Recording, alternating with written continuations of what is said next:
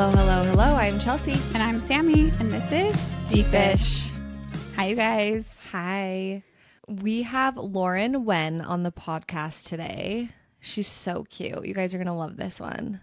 I loved that episode. I think it was one of my favorites. I know. So she just adopted the sweetest baby boy, Asa. And he's darling. But she goes through her experience with the adoption process, how that was, why she decided to adopt. It was really interesting and beautiful. Her perspective on it, having an open adoption. It's fascinating to hear those dynamics and what that process was like. She also talks about life not turning out how you plan. And I think that's something we all relate to. Then sometimes it turns out even better than you could have imagined. She talks about her ventures with entrepreneurship. She was actually the owner of the Featured Female.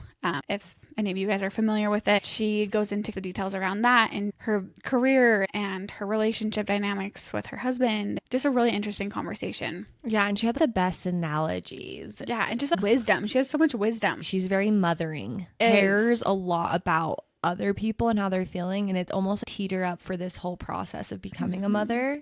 Yeah. And there were so many times throughout it where I'm like, you've been a mom. You've been mothering. And it's so beautiful that she just had this feeling, I need to adopt. Yeah. And went through it. It's so crazy. Yeah. I'm so excited to see what she does. I know. Me too. And she talks a lot about following her intuition and how that's really benefited her in life, which makes me want to just tune into my spirituality and really let myself guide me through my life. That's what it was. Like the personal intuition towards things was crazy. I loved that. Well, I hope you guys enjoy this episode. Hey guys, really quick, we have a favor to ask of you. We need you guys to go and follow us wherever you listen, Apple, Spotify, wherever.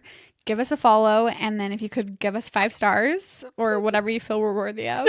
Yes, please. And bonus points if you want to give us a review. It really helps us out, helps our podcast grow, and helps other people discover our podcast.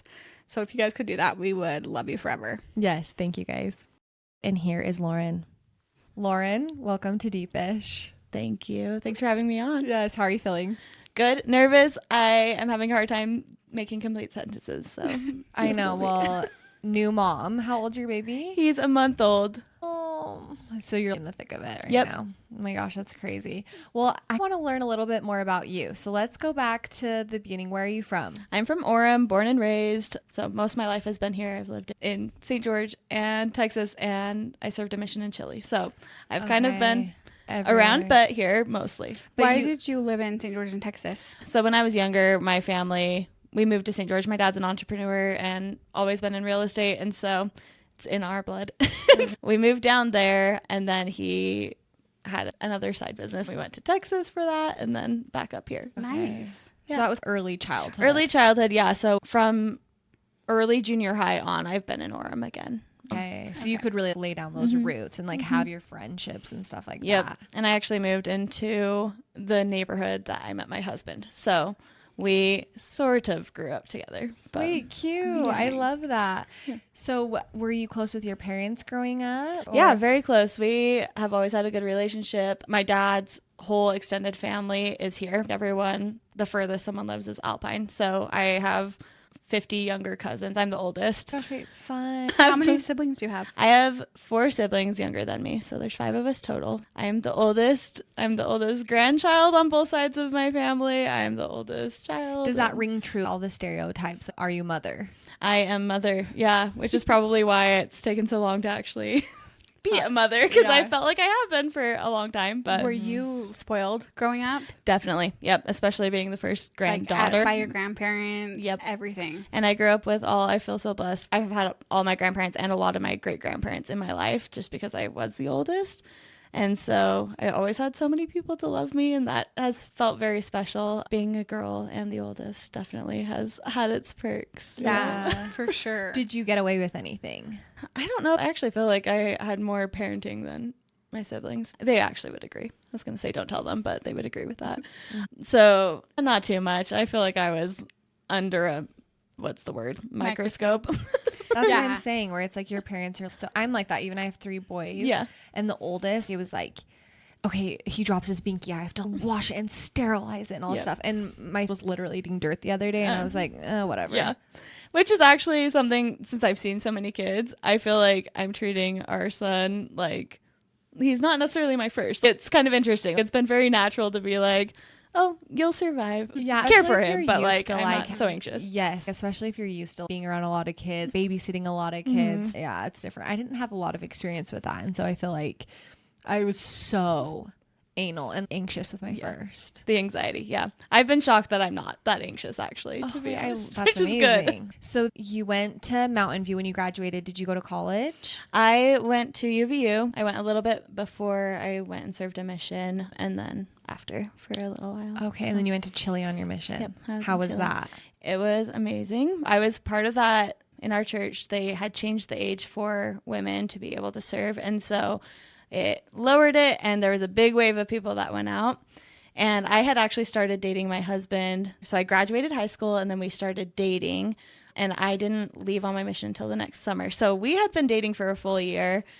I feel so bad for him. He was so good to wait for me, but I had the feeling I needed to serve. I was so grateful for the opportunity. The mission was hard, but learning how to be a companion is something that has blessed my life more than anything else. I mean, the service aside and, you know, what we were actually doing, being with someone 24/7 that you have to love and accept, and you both have so many flaws and challenges and emotions. I just keep thinking about it recently because we're in this open adoption scenario, but serving a mission taught me how to be a companion. Totally. That's amazing. You met your husband.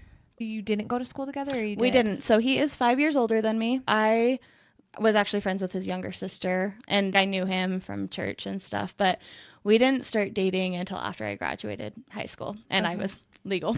He didn't even flirt with me or really talk to me until after I was 18, which is sweet. It's so weird though. I don't know if you felt this way, but I remember the day of my graduation, I was at the bank, and the bank teller was like, oh, what are you doing? I'm like, oh, I just graduated high school, all this stuff. And he was like, oh, can I get your number? And I was like, how old are you? And he was like 26. And this is so funny that there's a day can change, you know what I mean? Like, you're an adult all of a sudden. Yeah, that was wild to me. I had to convince my husband I was an adult, to be honest. You're like, but no, look at yes, totally. So did he serve a mission too? He actually didn't. And so that's something that was funny because he is such a great guy, always has been. And I don't think a mission defines how good of a person you are, to be honest. When I went to serve, I was like, do you want to serve at the same time? And he was like, no. He's just not social anxiety and, you know, things that are just harder, but he is a hard worker. He had so many of the traits that you would develop on a mission that I wasn't really worried, like from a cultural perspective, about that at all. And he wrote me every single week of my mission, which was so sweet. Yeah, it's kind of roles reversed a little bit. Yeah. Spirituality, would you say you guys are kind of similar page from the very beginning? Yeah. Or has that been an evolution? And I know everyone's on their own faith journeys and understanding. I've always just had strong faith and understood where I'm at with things. My family also is very symbolic and reads the scriptures a lot. And there's a lot, like, I would say I'm more immersed in the gospel, and I would say he lives it better. So he really balances me out in that way where the gospel makes sense to him because it's just all good things and how to interact with people and what our goals are in life and everything. So we talk about things. We definitely experience spirituality different, but at the same time, we're on the same page. Yeah, and it's probably a good example, just reminding you that people can be different and be on their own spiritual path, but then you can still be so connected. And at the end of the day, your true goals, values line up. And that's a beautiful thing. Totally. And I've always thought, just even in life in general, if I believe what I do believe to be true, it's we're all progressing in this life and we're all on different pages and we're going to learn different things at different times. And so even when we have differed in little things here and there, it's never bothered me just because, I don't know, we're both doing this journey. That makes sense. So when you were getting ready to go on your mission, what were those conversations like? Was he like, okay, I'm going to wait for you? Or was that anxiety inducing where you're like, wait, are you going to date while I'm gone? Or I was nervous about him dating while I was gone, but also told him he should. It's so funny. I didn't really know if I was going to marry him. I loved dating him. He was so different from everyone I dated because we actually did things. We didn't just hang out, make out. Like we would go hiking and biking, and we were just always active, and it felt like our friendship came first. Friendship has been our base. And so there wasn't a ton of romance, and he would agree with this, but we were connected to each other on such a good friendship level that we've become friends, and then we're partners, and then the romance came. And I would say we have a very deep friendship that balances out. Just such a good foundation. Yeah. Yeah. So always partners. We support each other in hobbies and goals. He's way more active with the things he likes to do. He's outdoorsy, and he'll let me take pictures of him. So I guess that's kind of our balance. So he waited for you. I don't think he waited happily necessarily. I think the year and a half went pretty fast for him, and he wasn't sure where I would be when I came home either. And so I think he was scared because I came home and I was like, okay, let's get married. But then we kept dating for a year and a half. And after your mission, you dated for a year and a half.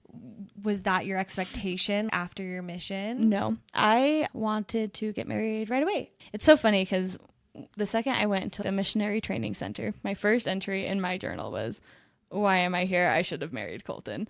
And so it's funny because he was just such a good guy. And I think it just took some separation for me to really be like, wow, this guy is stellar.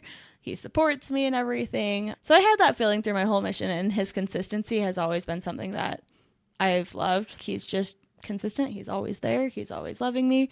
And so I was ready to get married right away, and he was like, okay, holy crap, slow down. We need to get to know each other. Yeah. And I was definitely a returned missionary. And as girls, we're in such a rush, Yeah. but it was probably in hindsight such a good thing that you guys took your time and really, now that you're here, like, wow, I'm glad we got to know each other more and didn't rush into anything. Our biggest fights too about getting married were the number of kids we wanted to have, which is so funny because we have now been married 9 years and this is our first number of kids, which nobody can control. So that's funny that was such a huge fight.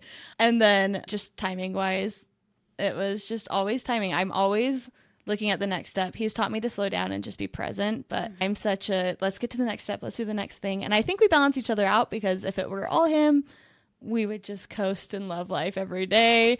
And you keep you guys on track. and he would agree with that. I definitely am. I'm the pusher. Looking back, are you so happy that you made that decision for yourself to put yourself first and really follow your gut and intuition to go on a mission? I am.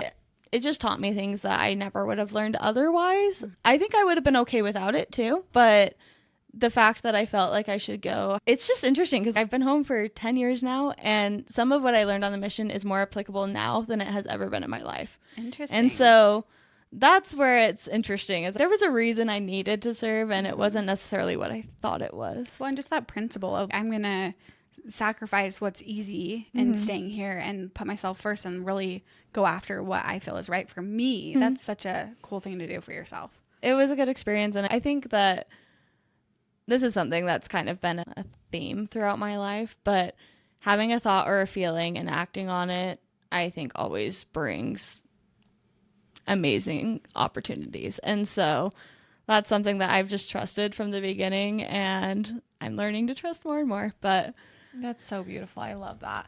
So then you guys get married a year and a half later. How was early life? Were you guys working? We were working. We were both in school. My husband was studying computer science, which is really hard. We barely saw each other for the first couple of years. It was just crazy, hectic. I think we fought more in the first couple of years than ever, just because we went from dating and kind of the fun side of everything and being friends to, okay, now we both need to be adults and learn how to do this. And you know, there were really good times in that, but that would have been the hardest time in our whole marriage, was the first couple of years, just balancing out. Kids weren't really a discussion then. I don't think we were in a rush. How old were you guys when you ended up getting married? So he was 26 and I was 23. Okay. Yeah. For That math is not math. okay. Gosh, I should know this. He was later 20s and I was earlier 20s.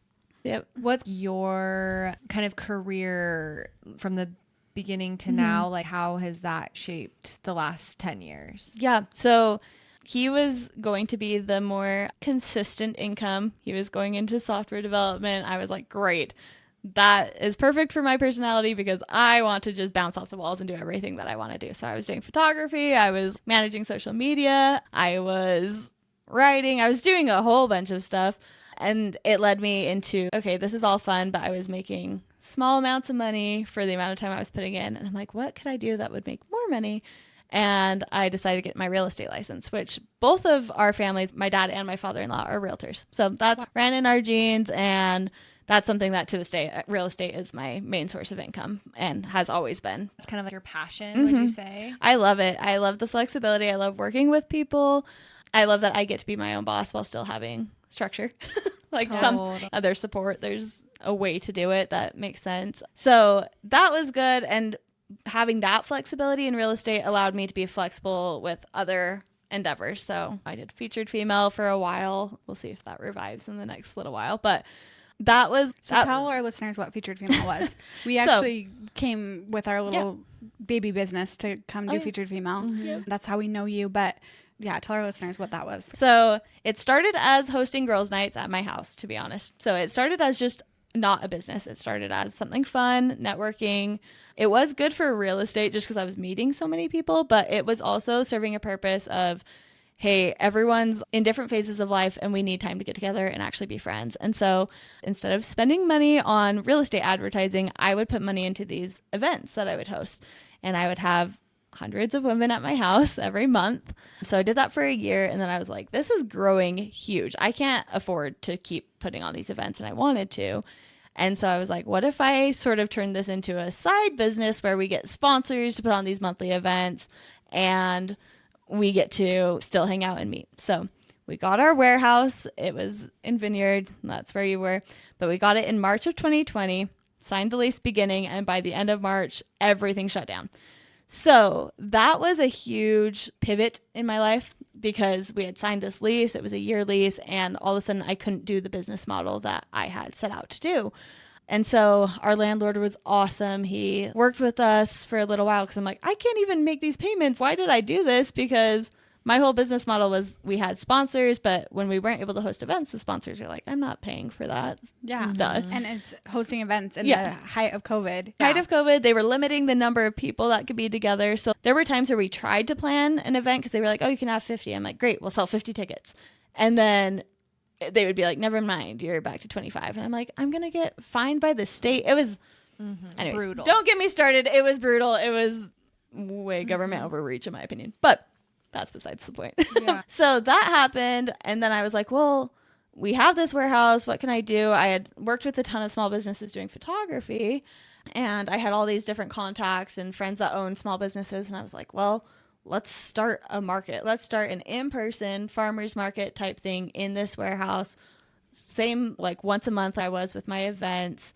And so we started doing that. And that then became our business model for 4 years, was these community events and small business markets and supporting women. And so it took me on a side hustle of one thing led to another. It wasn't what the plan was. I was never planning on hosting a monthly market. So to do it for 4.5 years was a lot. It was great. You started weaving back in girls' nights, right? We would do like a witches' night out in October because that was always fun. And then we would do a Galentine's, which it was Galentine's. We had to do it every year. Yeah. And so those were really fun.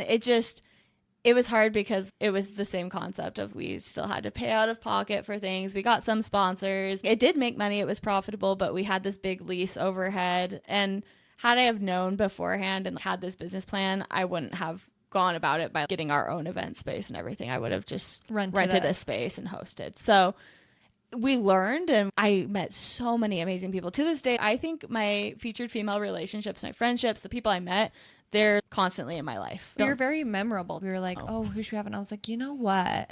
The owner of Featured Female would be so cool. You're to like, so sweet. Yeah.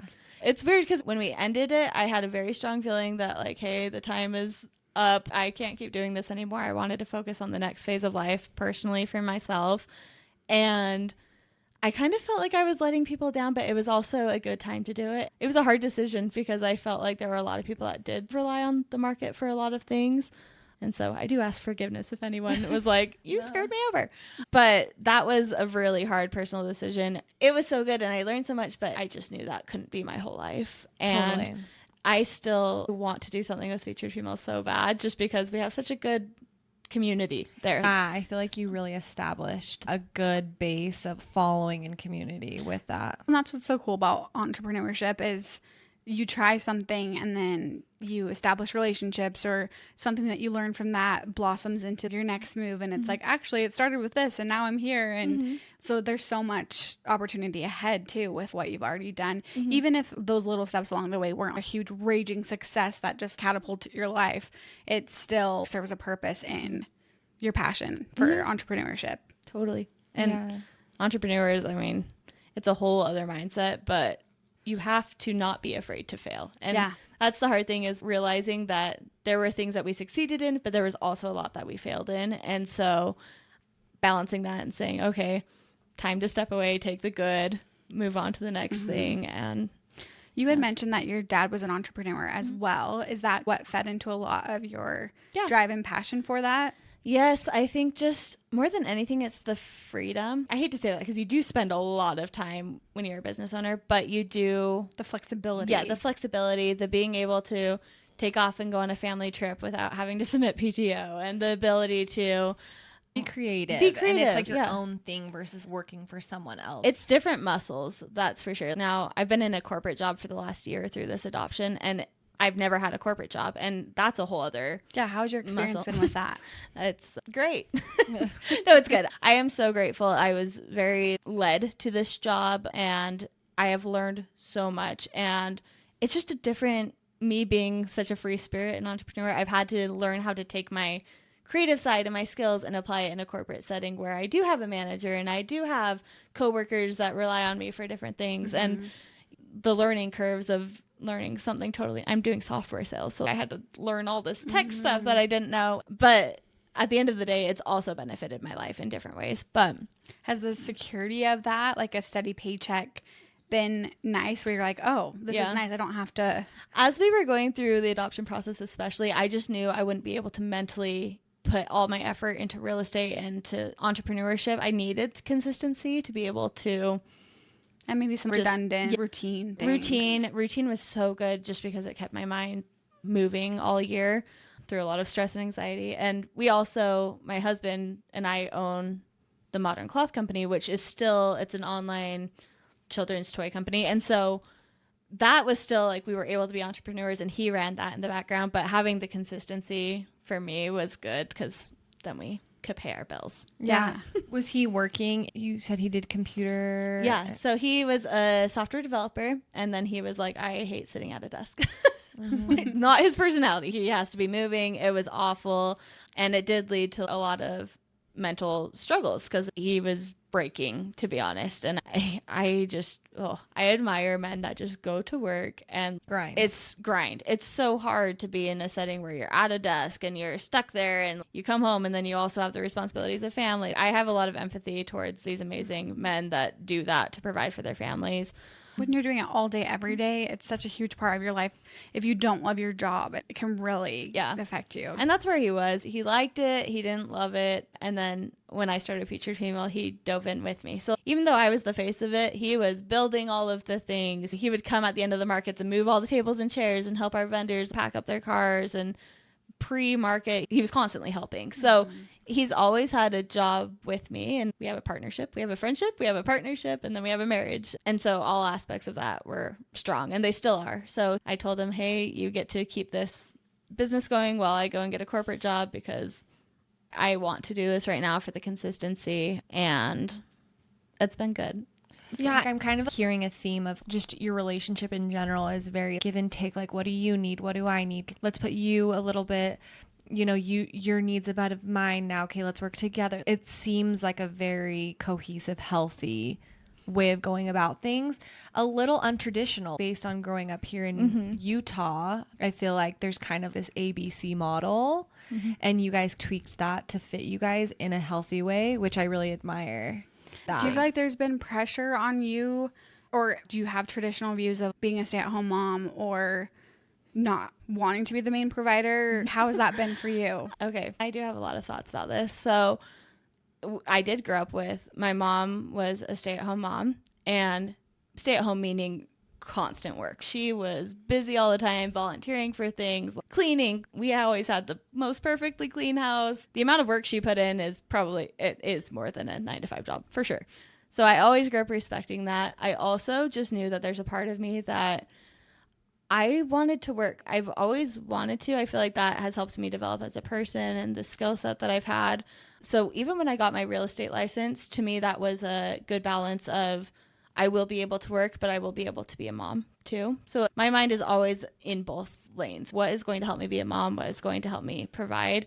And it is different because I sometimes have a hard time relating because there's a lot of women that are all corporate and all work, and there's a lot of people that are all moms, and I feel like I get the best of both worlds. You're like a hybrid of those two. Yeah, but there are struggles that come, and then it can be hard to relate to either or because I can't focus solely on my child. I do have to have the providing aspect of it, but then also at work I have to say, hey, I'm a mom too, or this is my goals in life, I need to pursue this. So yeah, it's a balance, and I think especially nowadays, dual income, so many people need it. Everyone's in different situations, but I've kind of just taken out the judgment. I can't judge anyone else for their decisions, and I hope they're not judging me for mine of having to grind and do this.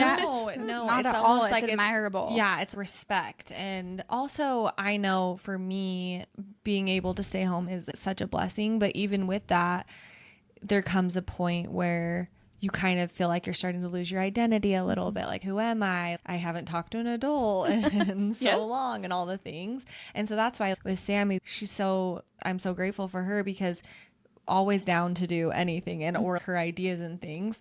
But we started a business when my son was a year old, and then we started this podcast. I feel like I've always had that side hustle thing, which has been amazing because I feel like these mothers need something else besides your whole identity being a mom, whether that's volunteering or just having friendships or going to dinners or having a little extra something on the side. And I will say, are you open about your infertility on the podcast? Okay. Mm-hmm.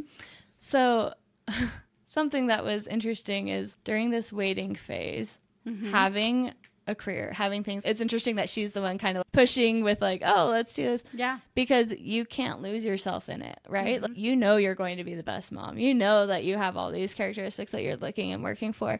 I'm going to cry so many times on this. Oh my God. But during that waiting phase, you can't just get lost in it.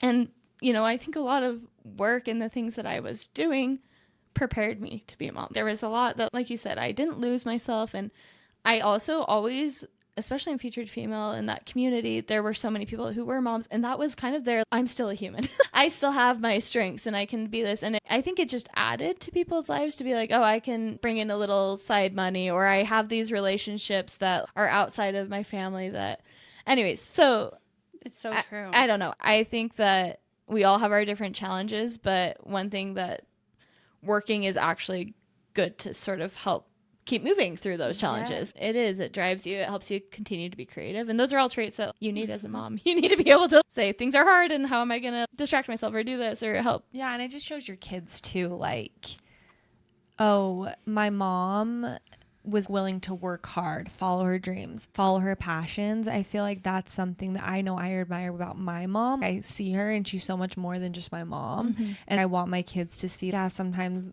my house was messy growing up, but my mom was doing other things. I hope that they can see that I was putting a lot of irons in the fire and trying to continue to develop my personality and who I am. Because you're just always evolving and changing, you know?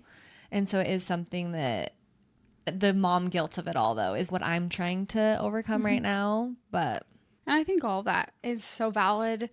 I think doing this podcast is a huge reason, part of the reason why I started is because it's been such a good distraction for me of just connecting with people, being open about my infertility, talking about vulnerable things, giving myself some purpose with it because I can't fix it. I can't change it. I can't control it. But it's interesting too because everyone's financial situation looks so different. And who you marry, you could think it's like set, like, oh, I'm going to marry a doctor or whatever. And he drops out of medical school and decides he wants to be a pilot or what. You know, things change and the economy changes and having one income feels impossible. I'm going through infertility. I don't have kids, but I'm going to have to work. And that's been hard because something I've always wanted is at least the option to be a stay-at-home mom, but it's not an option for me right now. And so I think that there is a space of moms who feel pressure to contribute to the finances to be able to provide a life for their kids, but also don't have the luxury to be a stay-at-home mom. So it's not just like, oh, I want to add more to my personality or have something for me or whatever, but a pressure of I have to sell this software because we have bills to pay. It is pressure on you, and no discredit to your husband or anything, but especially with how we grew up, it's almost like, okay, I'm down to contribute, but I don't want to be like the main provider or the stress on my shoulders on top of being a mom. And that's just a personal thing for me, you know, but I think that a lot of people relate to that. It's not talked about enough. And I do think it's one of those, it's hard to admit, right? It's hard to be like, oh, I want to just be at home. Yeah. I don't know. It makes you feel a little selfish in a way. And that's also no discredit to moms who can stay at home. That's the thing. Like, there's always that fine line of, wow, I'm so grateful and happy for you to be in this position that you're in. And they have their own struggles too. So it's like, I don't know. And both sides are hard. And there's like a battle of like, oh, is it easier to work because you get a break? And like, is it harder to stay home? Like, being a stay-at-home mom is work, and it is so hard. But just having the option is a luxury, like Chelsey mentioned. And I think she's so grateful for it. And I think a lot of moms who do get to stay home are so grateful for it. But I think at least my ideal, or most people's ideal, would be like, I can work and I can, that's what feeds my personality and things. But if I want to stay home, or if I want to just work part-time or cut back on hours or have my main priority be a mom versus working a 9 to 5, that would be the most ideal. And it's so cool that we live in a world where we can start a business or start a podcast or get your real estate license and be home for when the kids get home from school, but still make money. Like, it really is so cool that we live in this time. There's I don't know, this might be a little, I am very spiritual in some ways, so sorry if this gets a little spiritual in a lot of things. I don't know what your audience is, but there's been a scripture, it just keeps coming to mind, and I've had to remind myself this for myself, for adoption scenario, but I think it's something good to remember. But there's a promise in the scriptures. It says, the year of the locust will be restored unto you. And I don't know if you know what a locust is. They're the most annoying little crickets. They destroy everything in their path, that you can't keep things alive. So there were these plagues of locusts, and this promise that sometimes you're going through it and things just get destroyed, and you're like, I'm never going to get back that year of my life. I'm never going to get back this time. But it becomes restored somehow. And I don't know how exactly, but I've seen it happen and I felt it happen. And so, I mean, maybe that's my advice to you as you're going through this, is like, there are going to be hard times. You are going to go to work and be like, oh, I want to be with my kid. And, you know, what is my child missing out on that I can't give? But having that perspective of like, how can I show up when I am with them? How can I, you know, work on, you know, doing everything we can in this life? Your future child will be fine. And that's with everyone and everything. There are so many blessings we hope for in life that sometimes just don't pan out. And I just think as long as we're moving forward and doing everything we can, and easy to just say, but it's a real thing, that there are moments that we feel those holes be filled, and they come in different ways than you would even expect. And so I love that. Do you have a personal experience with some of those? Because you're like, I know firsthand that is something you have to learn, because you want to have an abundance mentality, but when you're going through the worst times of your life, it's hard to be like, oh, those holes will eventually be filled. How do you remind yourself those things? I just have to constantly remind myself those things. But I think with this adoption scenario and kids, I don't know. Do you want to dive into this? You had mentioned you relate to the waiting period. So you guys waited 9 years to have kids. I don't think that was your initial plan. Nope. So you guys get married. Yeah. And why don't you walk us through what that journey has been like as far as your relationship dynamic and wanting to have kids and what eventually led you to adoption? So when we first got married, we weren't in a rush. Like I said, we weren't in a rush to have kids. We were just kind of like, let's get settled in our careers. Let's figure out life. There were moments where I was like, oh, it would be nice to have kids. And I was always the one that wanted kids. When I would feel it, I would be ready. It was never like I have to have kids right now feeling for a long time. Like you had said, you were really focused on the next steps. Were you kind of like, okay, next step, we get married, we have kids, or were you content? Maybe this is a character flaw. My next step was like, let's get a house. Okay. Maybe because I was a realtor and I was like, I need to like show that I can do this in order to, anyways. So Okay. we got our home. Shortly after that, I definitely started to have more feelings about having kids because we were in a family community. We weren't living in like this newlywed apartment complex anymore. Like I was around so many families. My friends started having kids or had been having kids. And I'm like, okay, I'm starting to feel the pressure, starting to feel a little behind. Because at this point, you're like, what, 25 probably? 25. And that was also mentally because I always had goals. 25 was when I was supposed to have kids. So I'm 5 years behind from my plan. So at this time, are you having conversations with your husband of, okay, when can we start trying? Yeah. Next fall, like, give me a timeline. Yeah, we had a lot of, okay, in the next 6 months, or give us 6 months and we'll start trying. And then things would just come up, and I will say it got harder the longer time went on because I was so ready to be a mom in so many ways. And I was also so fulfilled in my other life. I have 2 lives. In my work life that I would just keep going, you know. The days would pass without really thinking much about it.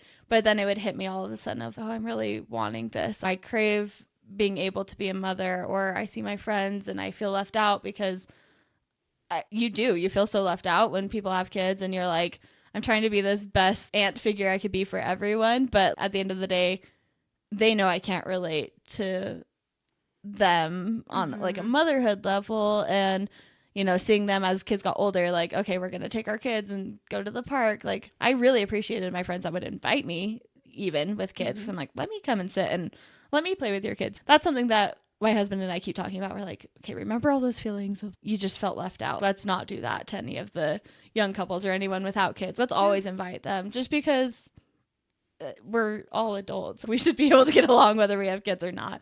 But those were the struggles. So I started to feel that pressure more and more from society, and internally I really was ready. And I think knowing that I was ready to be a mom, it's a little different because we weren't trying, right? So I didn't know if I was infertile. So I wasn't really bogged down with anxiety about that. You guys were using protection this whole time. Yeah. Okay. And I was like, I can be a mom. And I kind of knew that. Internally, I was like, I'm going to be a good mom whenever that time came. And I know I'm not a perfect mom for sure.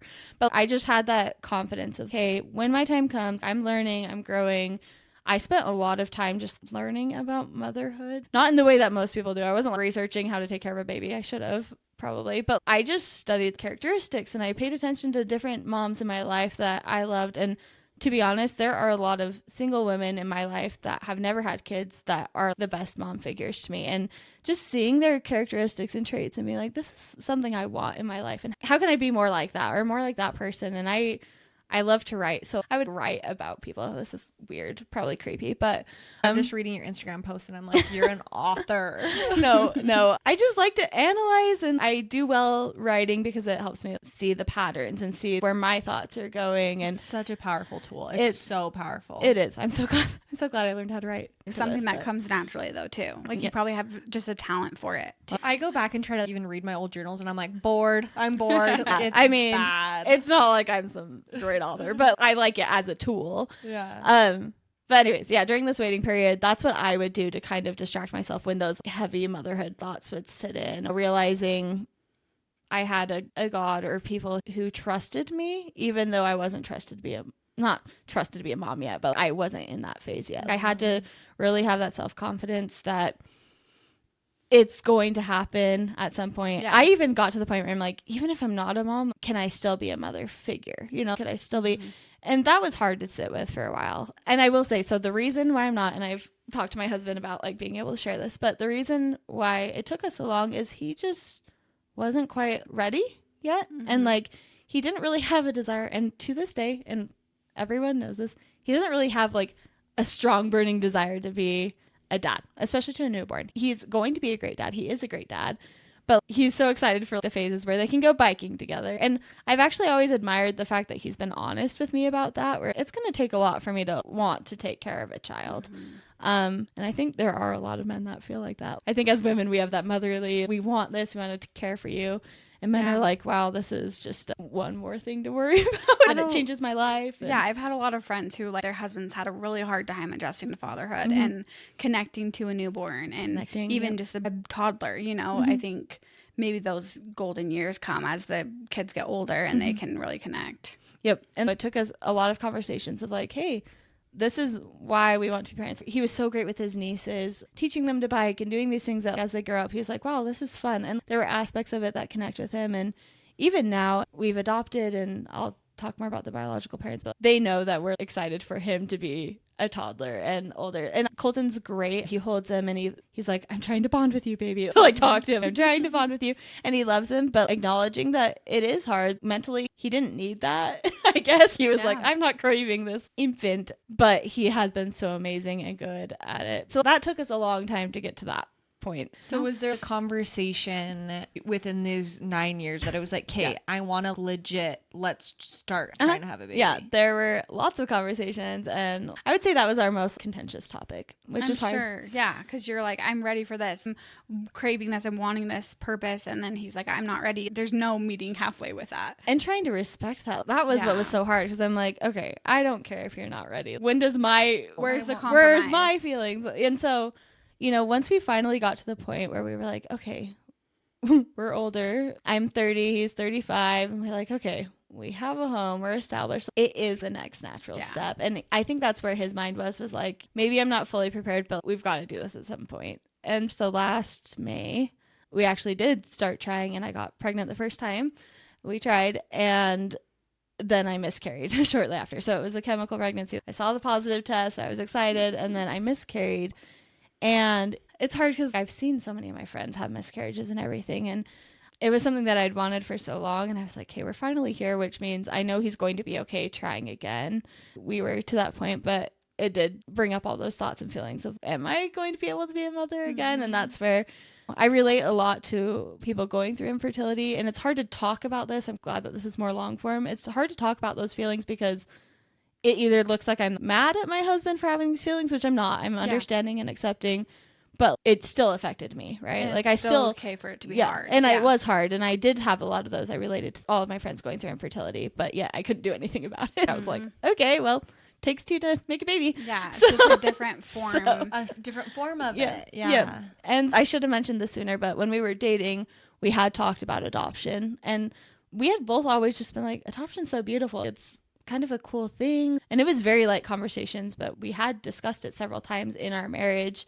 And then just, maybe someday we'd like to adopt a couple of kids. Yeah, why not? Adoption's cool. After your first miscarriage, did you guys continue trying? I was at girls' camp with my church group, and I was miscarrying, and it was hard because I knew I was, and I chose to go to girls' camp because it was just like a heavier period. It was a chemical pregnancy, so I'm like, I can do this. I've already committed to this, and it would be a good distraction right now. I can't do anything else at this moment. And I was just surrounded by so many great friends and understanding, and they would let me go and cry for a second and then come back out. And during that time, I was just constantly praying. I'm just like, I'm ready to try again, but I just kind of felt bogged down, like maybe that wasn't the right thing. And I'm so grateful that this happened while I was at girls' camp, because I'm with all these amazing young women that I love. They're teenagers, they're fun. One of them, oh gosh, they didn't know that I was going through this. The girls didn't, the leaders did. Sorry. You're okay. But we were talking about examples or something, and one of the girls was just like, I'm just so grateful for Lauren. And she just went off about me in front of all these people about how I'd always reached out. And it was an out-of-body experience for me because I was hearing this person be described that was a good mother, and I wasn't a mom. And oh gosh, I'm so sorry. You're emulating those motherly figures that you had written about. And it was just the sweetest moment. And I was just thinking how much I love this girl and all the girls that I'm looking at. I'm like, I am a mom in a way. So I don't need to feel like I'm not. But also I had the strongest feeling like, you do need to adopt. You can love so many different people, and that love is the same. The motherhood characteristics are there. So let's take it and apply it to how you can help someone else. And using all these different muscles that you wouldn't have used if you had just had a baby at 23. Right, you know? right. Yeah. And all that struggle and the mental, not to diminish that, there were so many dark days where I was just like, I hate this. I'm never going to be a mom. I'm jealous and mad. And there's all those feelings. But those moments, it put me in a different spiritual mindset where I was like, okay, I'm going to be a mom. And I think we need to adopt. And that's such a cool experience. Yeah. And we would have tried again. I think that's where we were at. We were like, okay, let's try again once I can. And I told Colton, I'm like, hey, what are your feelings about adoption? I'm getting some really strong feelings that we should try and adopt. And he was like, sure. It was weird because I'm like, really? You're just going to be like, okay. But he in his own way had a lot of those feelings that we should adopt too, mostly because he loves his nieces so much. And we just knew that was something we'd be capable of. We knew we'd love a child regardless of if it was biological or not. So we kind of had that thought. It was in July, very strong feeling. And I'm like, okay, our next baby will come to us through adoption. And this is coming back to you following those gut, like you said earlier, following those gut instincts and your intuition, how important that is. Yep. So I had that prompting so strong. I was ready to be a mom. And then I had this other wave of feeling that was like, just wait, just be peaceful for a second. And I was like, okay, I've waited this long and we're finally ready. And why can't I just go do the adoption classes and post and get ready? But it was just like, just chill, get things in order, prepare. And it was a very calm period in life where you just kind of had this faith, like I'm going to be a mom, and it's this weird reassurance almost. It's going to be through adoption, and that timing of it being the right thing probably. Yeah. So timing was huge in this going into the adoption. Did you guys continue to try it all, or were like, okay, we're going to stop trying? We set on trying. adoption. Yeah, we were like, let's adopt, and I don't know why. It just felt so right, and I can still remember those feelings, but it's hard to express because it was just so clear that that's what we needed to do. And then it was like, okay, if we're going to adopt, we don't know time frame. We don't know how we're going to do this. We don't know what the process looks like. So yeah, it feels very daunting. Like, you even say adoption. How do you even go about How is it going to happen? You could go through an agency. You could do a private. So there were lots of things to learn, but I did know, okay, I can't be an entrepreneur during this time because mentally it was just so much to learn. So I went and got this corporate job, started that, and then we were like, okay, well, timing wise, because this was us planning, we're like, let's get everything ready so that we can post in the spring, and then hopefully by this time next year we'll be matched and something. What do you mean by post? So we chose to do a private adoption, which means we weren't paying an agency to match us to anyone. We just wanted it to be word of mouth. So we were like, if this is meant to be, there's going to be someone in our sphere of influence that's going to need us at this time, from people sharing, from whatever. So posting, you put it out there like, hey, we're open to adopt, and then everyone shares, and then hopefully someone that is an expectant mother would see it if she was considering adoption and reach out to us.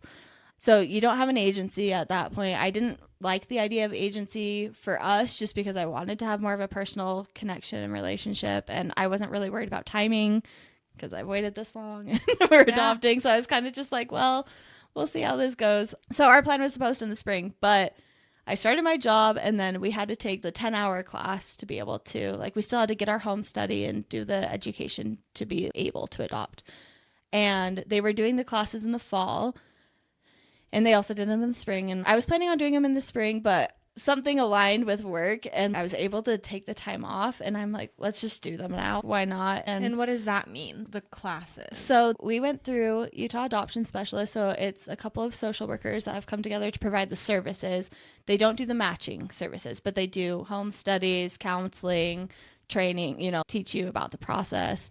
So an amazing group of women, and they've all had different experiences with adoption and stuff. So the classes were, here's a panel of birth moms, here's a panel of adoptees, here's a panel of adoptive parents, and we would listen to them. And then they also had a class on bonding. So it's just like education to prepare you for this because it's such a huge thing. And a lot of people go into adoption because of infertility. And so that is a little different too, because while I could relate to those feelings, that's not why we're going into this necessarily. But with that, they have a lot of classes about, hey, infertility is its own beast.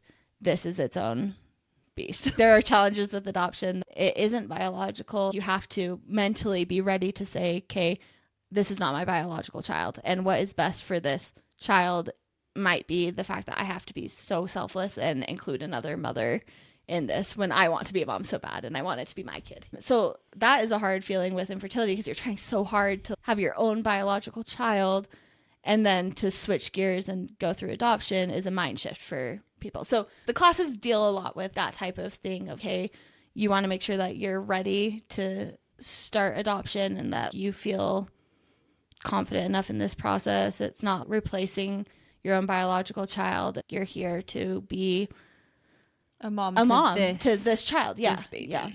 And do you have to take these classes? So they're required by the state. Okay. Yeah. So that's part of the protection of these kids. I love that they have that program in place, like that there are such guidelines to really prepare. You can think you're prepared, but then they shine all these lights on different sides of things to make sure that you know what you're doing. Totally. The education was awesome. And the biggest class that impacted us, well, there were two. One was the birth parent panel, because they had people who had placed their children for adoption come and speak about that process. And there was one lady in particular that talked about how they were going to do an open adoption, but then the adoptive parents kind of shut her out. And just that pain, it was so hard. She started crying in it. And then as she left, she was in the parking lot. I could see her down below crying. And in that moment, I was like, if we're going to do this, we are not backing out on any promises that we're going to make to a birth parent. That is so painful. This lady had placed her baby like 20 years ago, and that pain was still so real that she made the selfless decision, but she wasn't able to have an influence in any way on this child's life. I ran into the parking lot and I just gave her a hug. And for me, it was like the start of this journey of I would never do that. And I know there's different reasons, and as an adoptive parent, it is hard to keep that openness, but it was a really strong moment for me of I loved this woman, and I felt like I could love any birth parent the same, because that's such a huge sacrifice for them. So that one struck me. And then just the class about open adoption. So I've actually seen adoption in my own life. My aunt placed a baby and she's known her child. He's been around and stuff. So I've kind of seen that open concept a little bit. But did you guys have a preference going into adoption, whether you wanted to do open or closed, or did you not really think that far ahead? We didn't really think that far ahead. Colton was leaning more towards it could be open, but we got to make sure that it's good for the baby. And that's honestly the truth. If there is addiction, if there's things, you do have to kind of have a protection in place. But with that being said, this is a way to help these people also heal on their journeys in life, right? So if you have someone that is dealing with addiction, but they're able to show up really well for their child and be there for that time and have that relationship, you should allow them to. I'm new to the adoption community, but that's my feeling, is in order to facilitate healing, you should. And there's a point in every adoptive child's life that they're going to wonder where they came from. They're going to wonder why. And so for us, this open panel just talked about the more people to love the child, the better. And I was thinking about that in my own life. I'm like, I have a mom and a dad, but I have a million other people who love me. And you've had that experience of loving all these kids in your life and your young women and everything. Yeah. So I feel like you had all these little experiences to give you that and decision. as part of your passion and love for adoption. It doesn't take away from me being a mom to have him have more people love him. Like that was and it can be hard. There can be jealousy and all this stuff that creeps in, especially with how open some scenarios can be. But at the end of the day, it's not about me. Motherhood isn't about us. It's about the children, right? We're choosing to enter into this relationship. And that's such a good perspective to have going into motherhood. I was actually listening to a podcast. It was one of the moms from Love on the Spectrum, and she talks about how when she found out that her son was diagnosed with autism, that she was so hung up on the things that were hard for her or the narratives that were changing for her as a mom. Like, I'm going to have a kid that does this, and I'm going to have a kid that does this. And she's like, it's not about me. It's about his life. And having that perspective, I feel like opens up so much unconditional love for whatever decisions your kids decide to make or whatever hardships they go through. Like, you're already starting off on such a good and selfless foot by doing adoption, or just even your mentality around motherhood. I love it. That's cute. I want to listen to that. I love Love on the Spectrum. We've been obsessed with it lately. It's honestly the best show. But I think motherhood, we get caught up, especially with social media and stuff. You want it to be like, oh, I'm the perfect mom. I'm whatever. All these expectations for your kids. And I'm sure as a mom, you become disappointed, especially as they get older, of just like, I want more for your life, or I want you to make different decisions, or I want you to be the smartest and have the most friends and all of these things, but you are kind of let down by that because you probably have such high expectations. And that's so hard to get into that mindset and stay in that mindset of like, this isn't for me. This is their life and for them. For their child. Yep.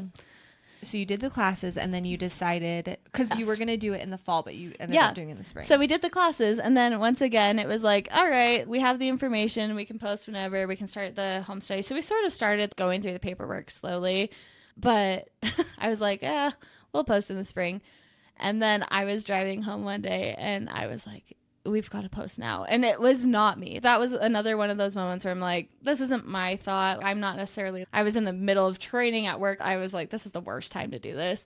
But it just hit me And I called Colton. I'm like, hey, I feel like we should probably post this weekend. Let's get things together. And once again, Colton's the great partner who was like, all right, that sounds good. And I'm like, okay, get ready. And we got ready in 5 minutes. The sun was setting. I took my tripod and my camera and we went down by the lake and we took the pictures that ended up getting shared hundreds of times. But I was just like, we just got to do this now. And I spent the weekend thinking about how I wanted to present that message, because it's so exciting to be like, there's going to be a baby coming into our life. But my thought was always just with, how is the baby going to come into our life? And thinking about that scenario that's leading up to this. And in any adoption scenario, it's not easy. There's trauma. There's something there that created that environment, right? Where that decision is for the child to be placed.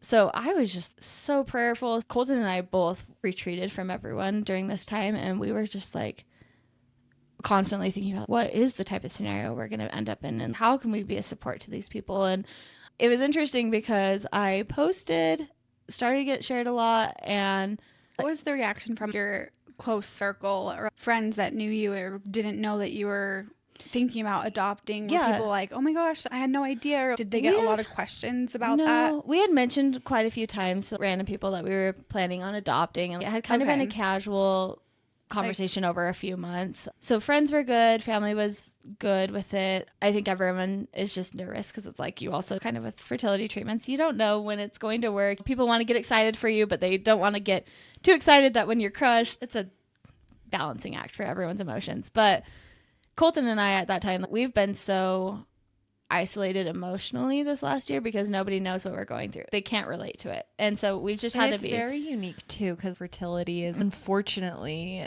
there's a lot of people that can relate to them. And with adoption, I'm sure you've probably found a little bit of a community within that, but it's not as talked about or common. And the challenges are different in every scenario and depending on who you match with. It's true. So our families were very supportive. Everyone shared. I think everyone puts it out there and they're like, I probably don't know what expected, Mom, but I'll put it out there just in case. And I'm so grateful for how many people did share it. Just, that was a wave of love and also validation of like, oh, they think we can be parents. Like, they trust us. Like, they're rooting for us. Yeah. So that was very nice. So we had posted, and then 4 days later, one of my friends from high school reached out to me on Facebook Messenger, and he was like, hey, we just hired a nanny. She told us she's thinking about placing her baby. Do you mind if I pass your information along? And I'm sitting at work and I see this and just a wave of peace. This is the right thing because I knew this person. I trusted him. It was just a good connection, right? And so I screenshot it. I sent it to my husband and he responds, this is probably a scam. I'm like, no, I know him. I know this person. My husband didn't know him. So I'm like, no, real person, real scenario. But my friend didn't share the name of the expectant mom. And so I was like, okay, we'll see what happens. I'm like, yeah, feel free to pass it on. We'll wait for her to reach out to us and whatever. So we were getting a lot of follows from people who I knew were expecting. You could just sort of tell from profiles. And Lucy followed me, and you could not tell from her profile that she was pregnant. She had gotten home from a mission recently and gotten married. And there was just a lot in her profile that I was like, no. But as I looked at her face, I was like, I know her. And it was just this complete connection. And anyway, so she followed. She didn't reach out to me for a couple of days. But you didn't even know that that was her. I didn't know that was her because I didn't know the name. Yeah, so he didn't give me the name. So I just knew. You just saw her profile and you're like, something about her. Something about her. And so that was cool to have that spiritual confirmation before I even had her reach out to me. And then Jameson ended up, that's the name of my friend, but he ended up messaging me her name later on, like, hey, she said she followed you. And I was like, oh, it is her. It confirmed. And it was, once again, another wave of like, that was her. I knew it was her. And then she reached out to me and was like, hey, there's a lot to figure out here. We're going through a divorce, but we both feel it's best to place this child. And she was so early.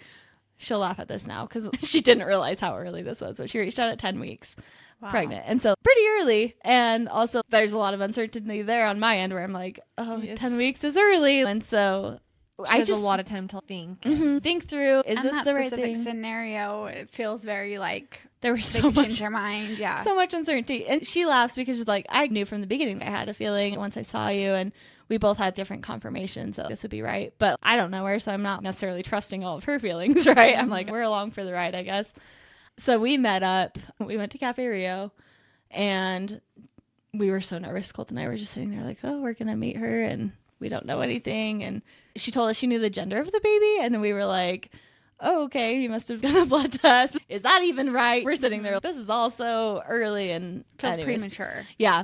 And there are a lot of scams in adoption too. This wasn't a scam. Was that your thought? Oh, this could potentially. We didn't think it was a scam. We did joke with her at the end of meeting. We were talking about like scams in adoption. And then we were joking. We're like, this would be a very elaborate scam for a burrito. Like, if that's all she wanted from us, then she deserves the burrito because that was a great performance now. Yeah. But that's always in your mind. She walked in and we were very comfortable with her. She just kind of told us the scenario, and to be honest, we've asked both biological parents to not tell us details of their marriage because we want to see the best in both of them, and we want for our son him to know them as they are. And so where we're at is we're like, hey, we are so sorry you're in this scenario and this is such a hard decision. How can we support both of you and make this any easier while you're also grieving? Biological father there too, or he wasn't just there her? at this meeting. Okay. No, just her. So she was vetting us out kind of. And what kind of questions did she ask you guys? Yeah, so this was the part that was weird. We were actually expecting it to be more like an interview. Yeah. Hey, who are these people and whatever. And that's probably so much pressure going into that where you're like, okay,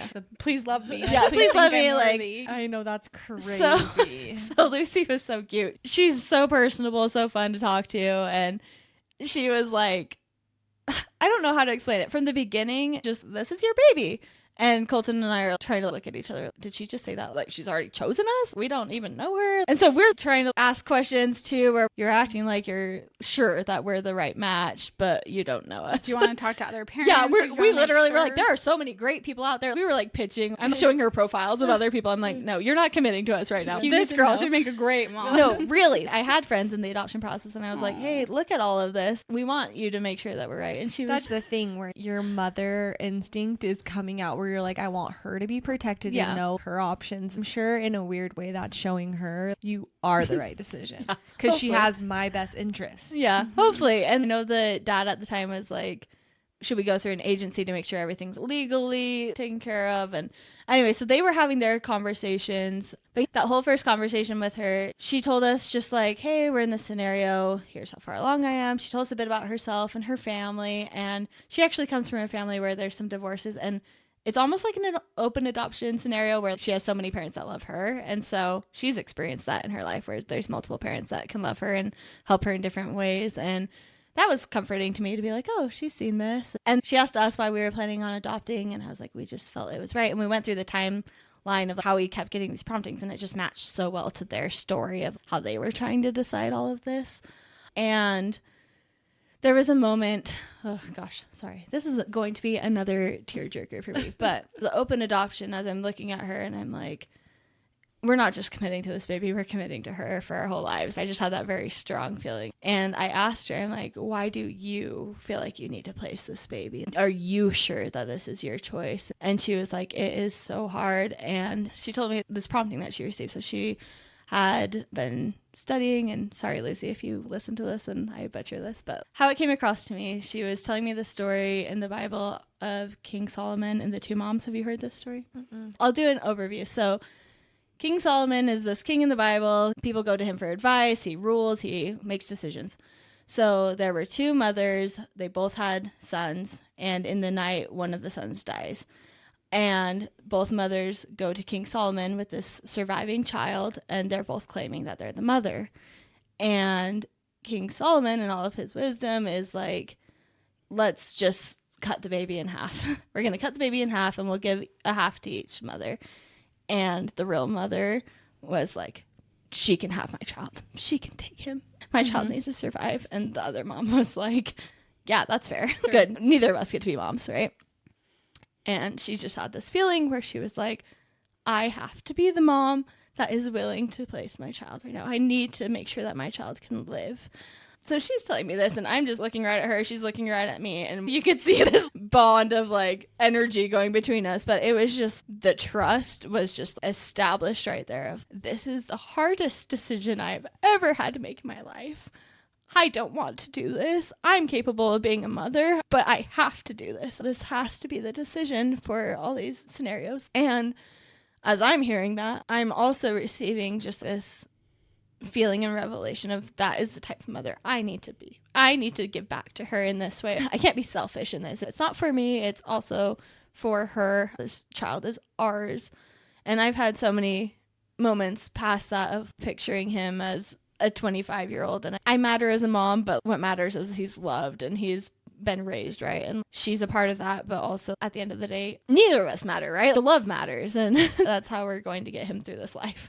So that was our first interaction with her, and then we arranged to meet up with the biological dad and her. So we all sat down, and he was the same as her, like, yeah, we're good with you guys. I think we all had just had so many different feelings and thoughts, and we've all expressed it differently, but he was very like, I feel good about this, and we love him too. And it's just interesting because we all had different confirmations, and it all just kept moving forward. And there have been struggles throughout the pregnancy. They were getting divorced and got divorced, and so we were kind of Lucy's support system, and were able to help her through pregnancy in a way. But it was a lot of her and I just getting to know each other, and we would have conversations in depth about what things look like. What does the hospital look like? Who's going to be there? What do you want? And it was awesome because I got to document her pregnancy, both for me and for her and for Asa, our baby. But I got to take her maternity photos and take videos of her and go and see the ultrasounds. And there was a lot of really sweet moments like that she included me in. And we got to be like best friends in a very unconventional way. We call it sister moms. It's not like sister wives because we're not sharing Colton, but there's like a mom relationship that we both love him. And is she a lot younger? Yeah, so she's 21, 22. Okay. And super mature, just great insights. And is there a structure through this time where is there any rules or is it just like whatever type of relationship you guys want to have, you figure all of that out? I'm grateful because she's been so respectful to us. Both parents treat us like we are also the parents. There's never any weirdness there. There weren't rules. I don't know. We've talked through some of the weird things that people will say to us, just to have that open conversation of like, hey, how do you view this? Or what do we call you with him? What are you comfortable with? Or how much openness do you want? I don't know. We had those conversations. Is there a contract in place? Do you have to? No. Does the state require you guys to lay out these guidelines and no agree upon guidelines? things? So with open adoption, it can just be whatever level of openness. So some open means you basically have no contact, but the child can know. They're welcome to reach out, or you're able to say the names of the biological parents.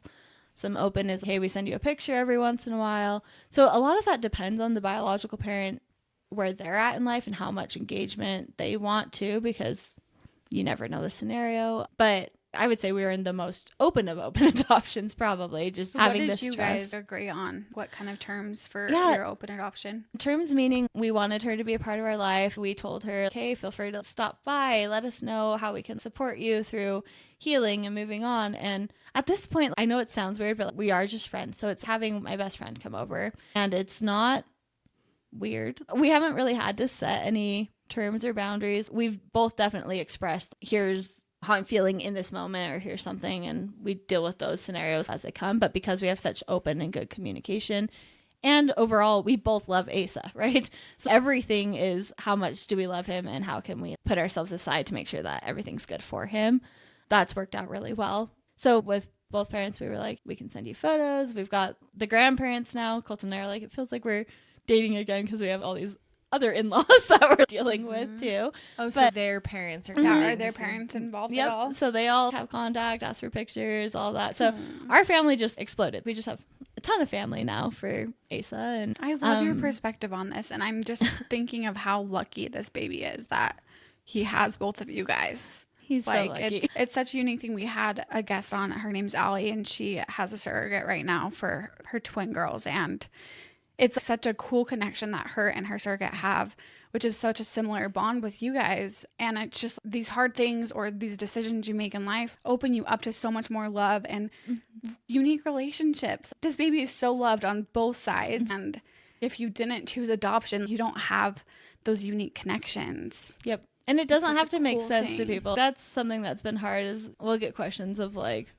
oh, is that hard to have her be involved because you're both the mom? And I'm like, it just doesn't really have to make sense. It just is. We've heard people try and explain the relationship as an aunt or a best friend. I'm like, honestly, there's similarities between both, but it just is its own relationship. It's deeper than that. It's like, unique to anything else. She's his biological mom. She's going to love him. I would trust her more than anyone with him because of how much love she has for him, right? So it's a different scenario. So what do you think that he will call her? Do you guys have that? Yeah, we've talked through it. It's kind of funny. I don't really care what he calls her, so we'll kind of let him navigate that. When she's over, I'm like, oh, got a Mommy Lucy or Mama Lucy or Lucy. I don't know. I call her different things at different times, but none of it feels weird or bad. I just think it's kind of a nickname or a title, but the respect that he will have, at least from us, he should see that respect emulated of she is your biological mother. That has to be there for him throughout his life, so he understands that sacrifice and respect.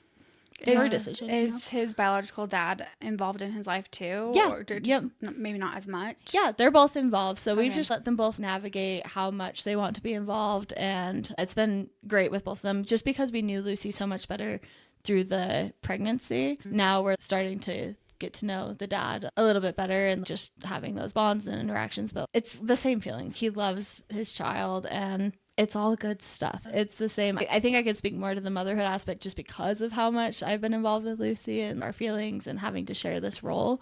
How has your connection been with your baby since he's come home? And do you feel like you guys have been able to connect and bond, or has that been a challenge? Not a challenge. Because were you in the delivery? We weren't in actual delivery. I was getting text updates. I was actually on a sales call when I was like, he's here. And I told the people, I'm like, hey, I'm a mom. These random people I've never talked to. I'm like, well, you guys get to share this moment with me. And they were like, what the heck? One of them starts crying. I'm like, I know this is weird.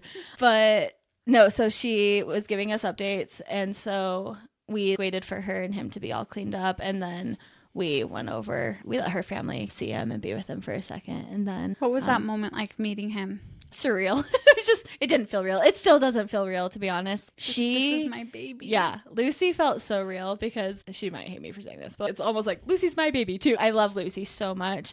And so walking into the room, one thing that shocked me and I keep thinking about, but I honestly couldn't look at him. I looked at Lucy and I had to hug her first and just make sure that she was okay. I love that you did that. And like, it's documented, but it was like out of body for me. And hospital time was her time. I was actually very adamant about that too from the beginning, and I think she appreciates that time. But I'm like, this is your time to be with him. You've gone through this whole pregnancy. Take this time and bond and love him. And we had a lot of people say, are you worried about her bonding with him? And I'm like, the bond's there. She's carried him this whole time and she loves him and it's already there. I think just more for her to be able to have those precious moments and take her own photos with him and just be with him and learn his personality. It was kind of fun to hear from her what his personality was. She had ownership of that, right? She got to feel. So you went and saw him, we would see him. Left. We would see him for an hour a day while she was in the hospital, and then she had a little bit of time with him just to bond. And she had him. He actually came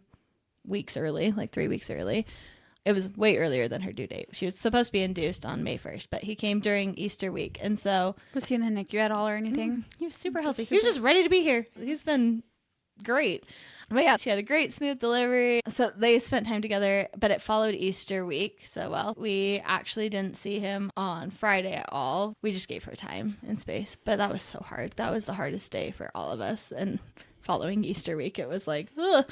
But just that pain. And she has to keep making that decision every single time she's with him, right? She's made the decision, but that's such a real thing to have to continually make this decision. Mind, yeah. So how does that work at that point? Is it legally, do you sign the birth certificate and then he's your, so, how does yeah, that how work? it works. So we have what's called temporary custody for the next 3 months because the state won't let us. That's the law. From the time he left the hospital until the 3-month mark, we have what's called temporary custody.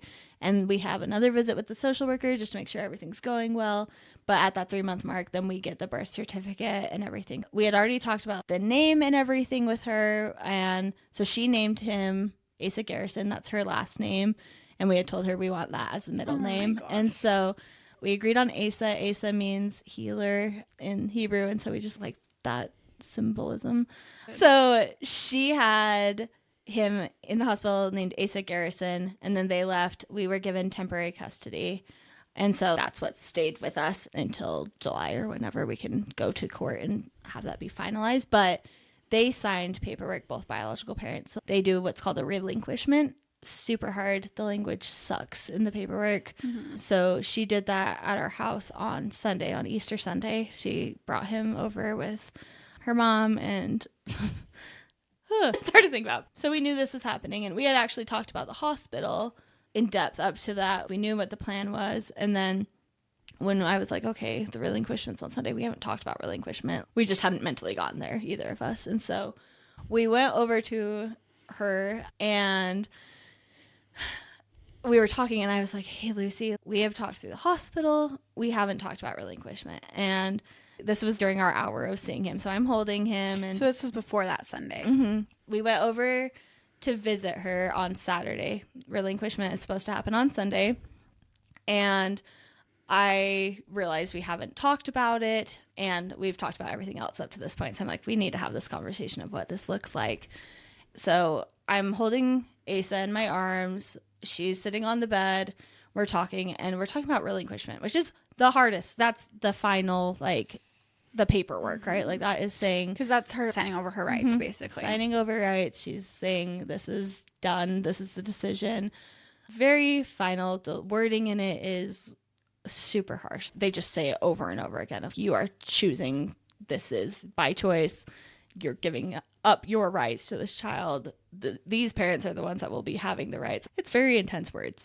So I'm holding him, and we're trying to talk, and she was just like, I'm sure as she listens to this, she'll not know really what I'm saying, but she was just distracted, and it was just hard for her to focus. And it was another moment where I was like, okay, this is about Lucy. I need to figure out this conversation. Okay, yeah. So I actually took the baby, gave him to Colton, and I was like, you hold him, go away. Because I think her talking about relinquishment, seeing me holding him was really hard. And so we had to have this conversation at some point. And so I just sat there, we held hands, I'm looking at her, and I'm like, okay, tell me what you want. How can we do this? Here's different ways I've pictured this. What do you want? What do you need? You let me know. Do you want family there? Who do you want there? How much time do you want to spend with us after this? Are you wanting to stay and hang out after? Just every detail, because the more we could talk about it, the better for preparing. And so she came in, and we talked through a lot of it, and then left with the understanding that she was going to think a little bit more and then text us the plan. So that was good. And so she came up with kind of the plan of what she wanted. And just regardless, the scenario sucked. It was never going to be easy or fun. So she came over to our house, and we had the social worker and a notary and me and Colton and her mom. And I just had my arm around her, and I actually was holding the clipboard with the paperwork on it that she had to sign as she's holding Asa. So we're all just cuddled on our couch going through this hard paperwork. And a lot of the times the birth mom actually will sign this paperwork on her own in a hospital. That's kind of more normal. She's by herself and has the social worker, and it's heavy. So it was interesting because there were parts of the paperwork where her body would just tense up, and just sucks. It just sucks to think about, because you're hearing that, and it's a hard, am I making this decision? And then there was one line, I need to figure out what this line was, but it was like, you're doing this because you love your child. It was at the very end of all this really harsh paperwork, and her body just like relaxed, and she was like, I love this child. And that was the reason why. And so she signed, and then social worker left and everything, and then we were there for a little bit more, and then she left. And hard, all around, just hard. That was our first time alone with him too, so it's hard to have these conflicting emotions where I'm like, oh, my best friend just The hardest day gave of her me life, this beautiful with the best of child. yours. Yeah, placed him in my arms and trusts me this much. And our families hadn't met him at this point, so our home then kind of turned into our hospital scenario, where we're going from just feeling so low and just like, ouch, it just hurt Hurting to for see her, that, yeah. to everyone coming over and being like, oh my gosh, we love him so much, this is your baby. And so that was whiplash, and Colton and I were both very calm, and that whole weekend was just hard leading up to it. But something I've learned is you can have more than one feeling at a time. Even Lucy can have more than one feeling at a time. We were feeling so distraught and sad and broken, and yet healed and beautiful and joyful. And Underneath all that pain is so much love, and it's such a happy but sad. Oh, it's so complicated. it's hard. I don't think as a human I have that capacity. I think it's been divine gifts to be able to like expand my emotions and understand this and process a lot of it. But ever since then, I'm sure Lucy, and she's said this, there's still hard times. She's still sad, but we have seen her a lot. So the first couple of weeks we saw her a ton, like a lot. She would come over and hold him, and I would let her kind of be the mom while she was there and change diapers and feed and whatever. And so that was good time. And as friends, it continued what we had already experienced of we're friends and it's good. And now the cadence is just sort of, we keep up with each other, we talk, and she comes over and we meet up with her, and she got a motorcycle. Psycho girl. I'm not very happy about it, but she got a motorcycle, and so my husband was teaching her how to ride it. And so we spend a lot of time with her and also with the biological dad. And so it's all like developing a new cadence, right? A new way of life for all of us. And she gets to move on, and not move on, like forget about him, but she has this whole life that she now gets to figure out. She's got a lot to do, and she's stayed busy, and we'll always be that support for her, and she'll be that support for us. I think she's also, it's interesting how I'll be feeling down or having a hard time, and she'll send me a text of, you're supposed to be his mom. Thank you. You're doing such a good job. And just moments like that. We spent Mother's Day together too, and we had talked about that before of just, this will be a hard day regardless. So let's just spend it together. And I love that. I love the type of relationship that you guys have. It makes this so much sweeter. Yeah, and healing, and just a unique, like Sammy was saying earlier, just a unique relationship that not a lot of people could understand. And I feel like you're really carving that out. Yeah, trying to. And it's still a learning process. Oh, with the bonding, that was one thing I was going to say. I saw a lot of my friends also struggle to bond with their biological kids. And so I actually went into this knowing it's going to be hard regardless. Yeah. There's so many emotions. And so we are bonding with him. We spend time with him. But one of the adoption classes was like, hey, as long as you're loving the baby, your baby will bond to you. You take care of their needs. That's all the baby asks of you. Fed, changed, loved. And so that creates that bond for them to you. And then for you to them, it's almost just a mental, the more you serve them, the more you love them, it will grow. And that's how any parent is. So it's different because I haven't worried too much about bonding. I know there is a natural bond sometimes with your biological child, but I've also seen there not be a natural bond. So it was kind of just like, we're just going to take the feelings as they come. And I keep telling my husband that too. I think usually after birth, you have this like, your home becomes your sanctuary, and you're just kind of buckled down where it's just you guys, and like you're hibernation mode. Hibernation mode. That's a great way to put it. And we've been the opposite. Like our door is a constant revolving of family, people, friends, neighbors. Everyone's so excited to celebrate this little boy, and it's amazing because he's living up to his name of being a healer. We have seen in so many ways him heal different aspects of people, but also it has been different. So that's the part that has been hardest for us, is just our alone time, making the most of that as a family. And we're happy to have so many people over and to love him, but I think that is the one thing that if I could complain about anything,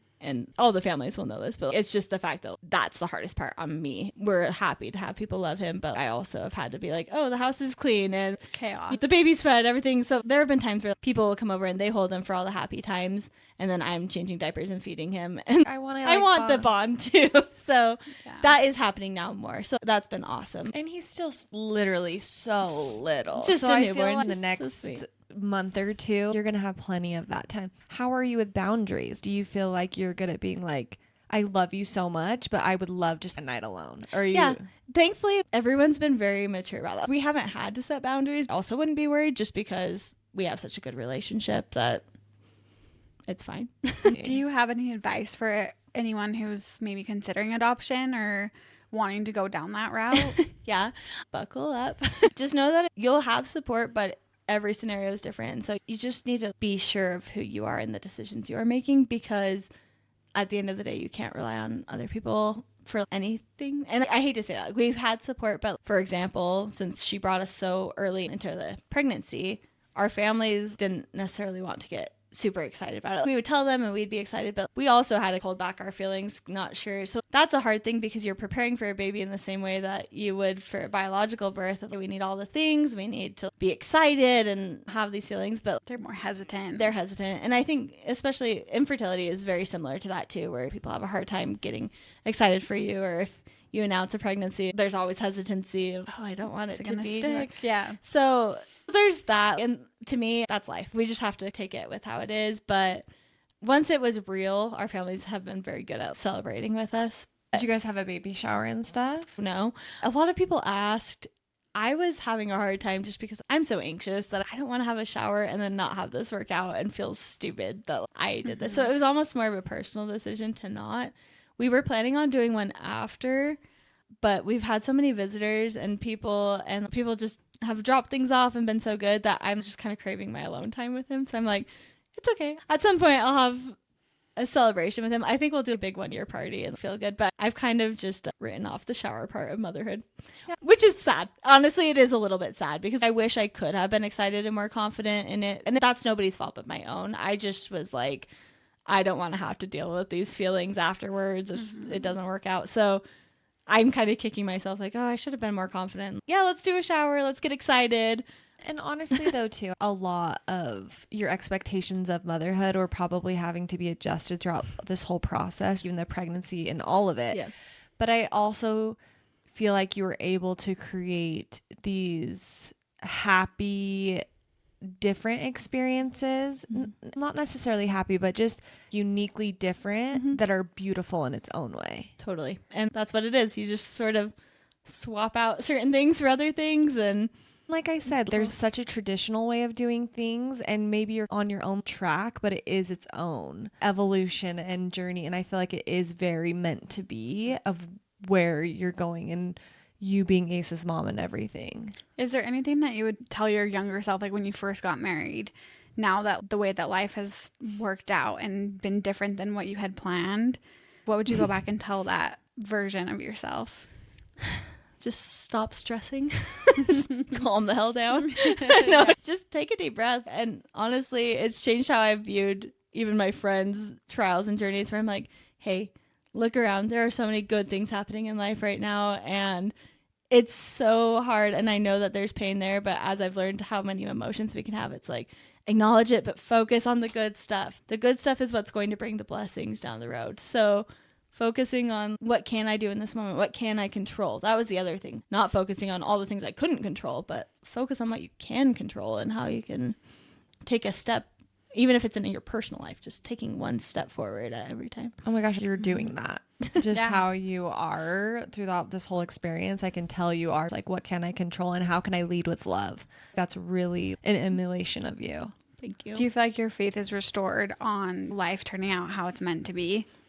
Yeah, and I'll cry about that, but it's hard to feel like you deserve something, right? And I'm always it's not going to work out for whatever reason. And when it does, you need to accept it. You need to accept that you deserve good things and you deserve to be happy. And you've worked hard for these things. And so have fun in those moments when you can celebrate them. It's something I have to keep reminding myself because I'm like, what's the next trial? But you don't need to worry about that. Just listening to you talk, I have this feeling of this was so meant to be, and you were meant to be this baby's mom. And even just all of the things that you've developed leading up to becoming his mom is just going to make you an even better mom. And you are so worthy of that. And I'm so glad that you found Lucy and that this all worked out the way that it did.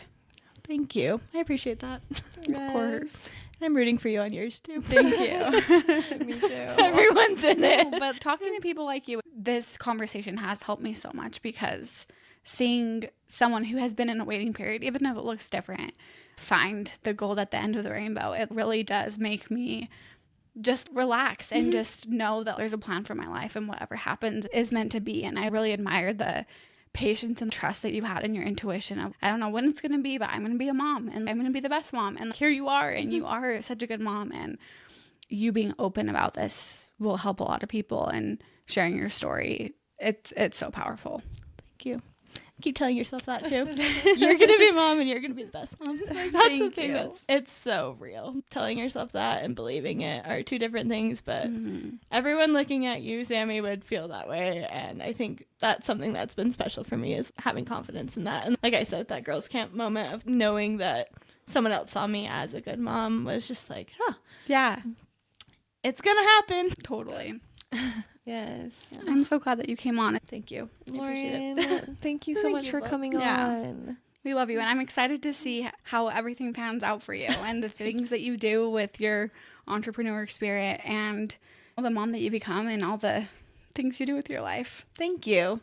Thanks. This has been so fun. This is nice to like sit down and like share from the beginning of my life. Totally. Like, oh wow, this has been quite the journey. I haven't actually done this, talking through. It really is From like so dating till healing. It's now, very I'm like, cathartic. It's very cathartic. Thanks for my free therapy. Yeah. Thank you for coming on, and we will talk to you guys next week.